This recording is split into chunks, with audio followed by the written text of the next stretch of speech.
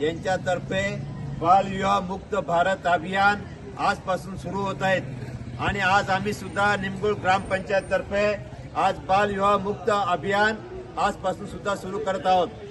जगाच्या तुलनेमध्ये भारतात बालविवाहाची संख्या फार मोठ्या प्रमाणात आहे।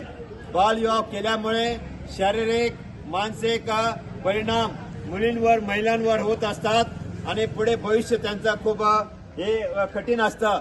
तर त्यामुळे कोणी आपल्या समाजातील लोकांनी किंवा घरातील किंवा आजूबाजूतील परिसर या लोकांनी बालविवाह कोणी करू नये।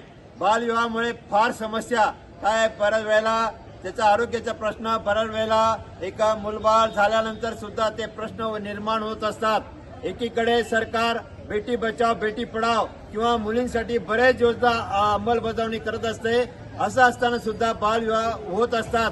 तर ते कुणी करू नये हा उद्देश असा सरकारचा आहे आणि त्या हिशोबाने आज आम्ही निमगुळात सुद्धा मोठ्या प्रमाणात जनजागृती करत आहोत।